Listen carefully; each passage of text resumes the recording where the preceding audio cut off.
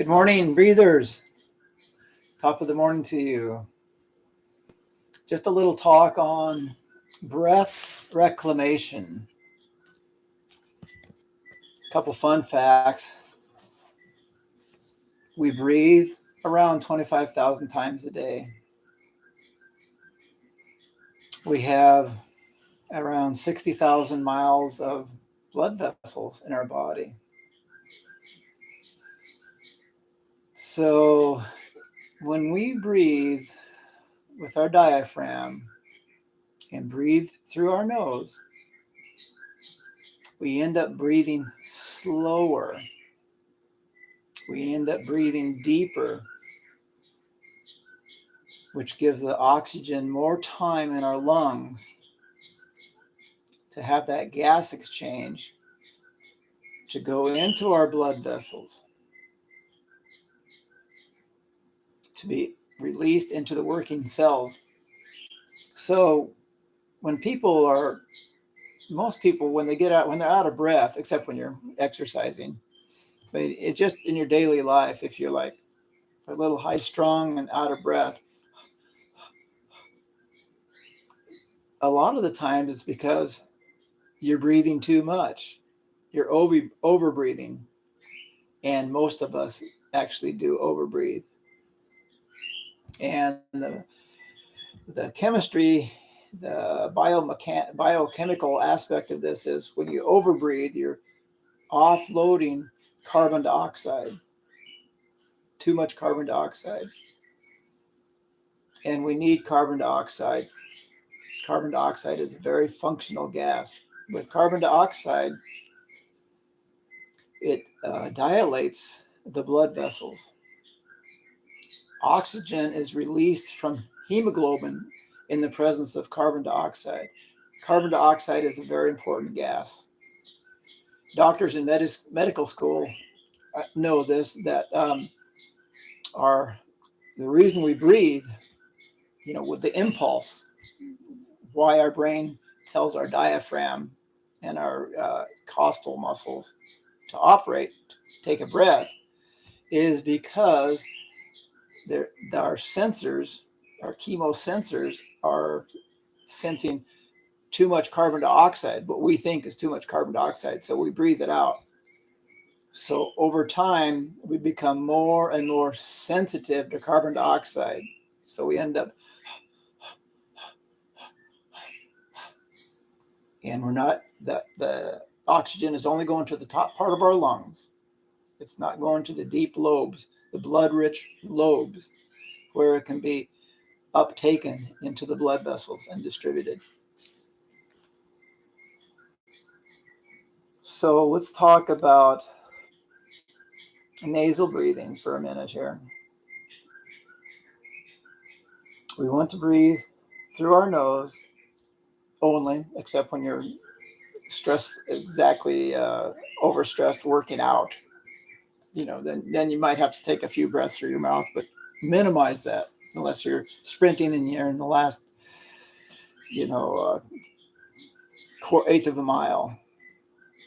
But most of us just need to breathe less to get more oxygen. An example of this is you take a nice breath in through the nose, you feel your diaphragm expanding. Try not to move your shoulders too much. This is functional daily breathing. There are a ton of breathing exercises you can do, but this is to retrain and reclaim your functional daily breath for optimal oxygenation.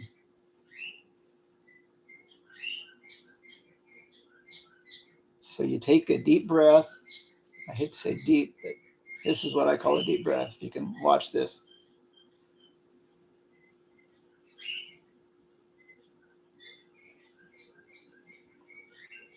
Nice and slow, deep into your diaphragm.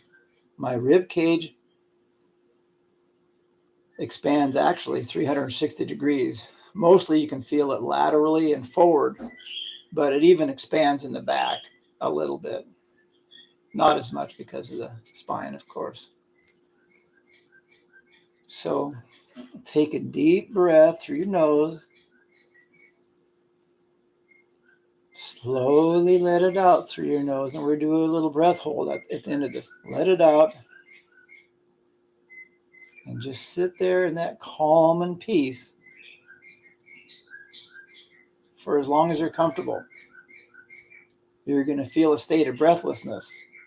And when you're done, when you feel a little too much, you're not comfortable, take a breath through your nose as slowly as possible and as relaxed as possible. And just a few breaths in and out slowly through your nose. So when you exhale through your nose and you hold it out, what's happening is, of course, you're feeling a state of breathlessness. Your mind interprets it as breathlessness. What is actually happening is you're building up carbon dioxide in your blood, and your body is sensitive to that. That's okay. We want to desensitize ourselves to carbon dioxide. We want to get used to carbon dioxide.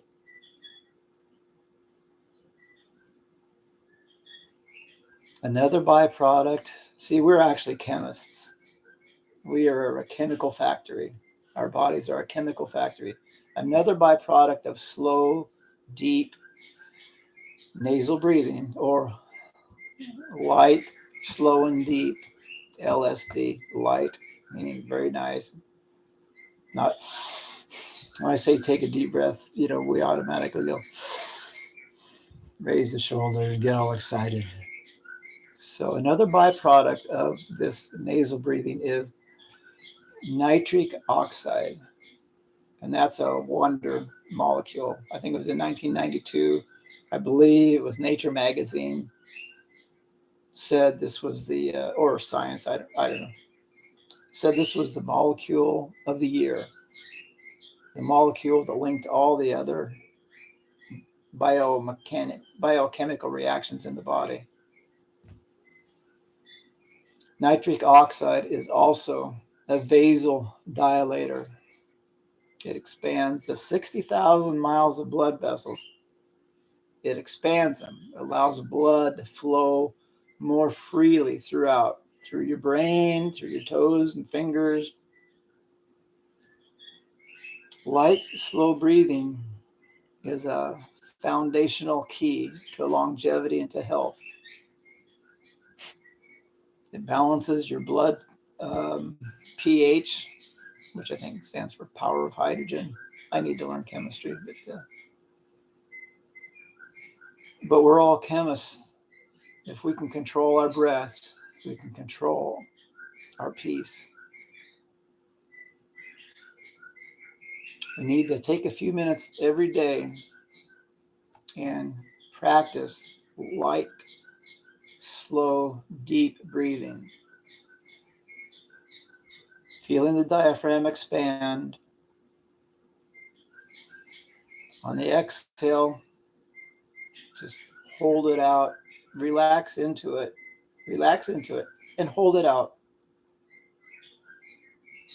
You get a little bit of a core workout too. And then when you breathe back in, it's important not to go, or that kind of ruins the whole thing. You just want to breathe in and out lightly. When we breathe nasally, we help our posture because our diaphragm is connected to our rib cage. It's connected to our xiphoid process. I love just saying that. That's the little finger-like structure at the end of our sternum. It's connected to our lumbar spine, our lower spine. I think it's the top 3 vertebrae of our lumbar spine. So when we are strengthening and engaging our diaphragm, we are stabilizing our lumbar spine. We are thereby creating the ability to have greater mobility in our thoracic spine and in our cervical spine, because we're not using all these muscles that aren't supposed to be breathing muscles. their backup breathing muscles. But when you see someone going,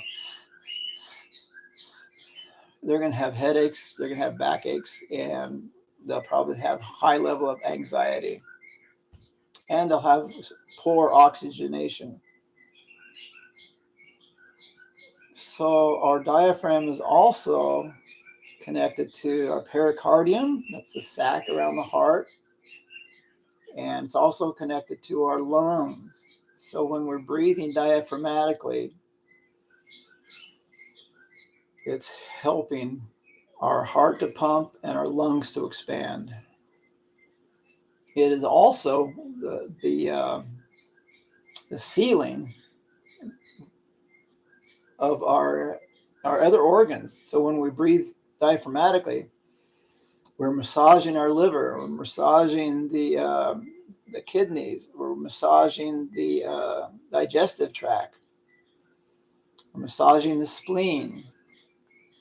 We are helping our body. The diaphragm is called the second pump, the heart being the first pump. So we want to reclaim our breath, breathe less to get more oxygen. This is where less is more.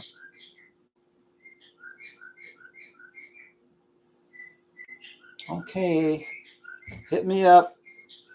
This is Rich Couch, Coach Couch in Lincoln, Nebraska, 402-525-5828, or couchpotatoprimalfit@gmail.com. I have a website too. I haven't been doing too much with it, but that's www.couchpotatoprimalfit.com.